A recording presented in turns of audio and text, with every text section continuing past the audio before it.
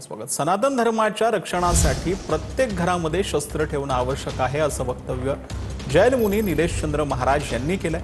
आज किंवा उद्या त्या शस्त्राची गरज पडेलच असंही त्यांनी म्हटलंय. यावर अंबादास दानवेंनी टीका केली.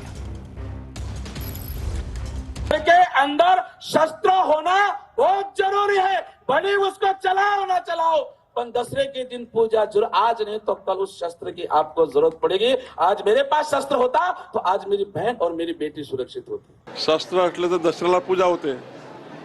दसऱ्याला पूजा कशाची करतो आपण? शस्त्राची पूजा करतो ना. एखादं शस्त्र प्रत्येकाला मारण्याकरता नसतं, पण त्याचं समर्थन करता येत नाही शस्त्र ठेवण्याचं. पण शस्त्र हे पूजेकरताही असतात कधी कधी.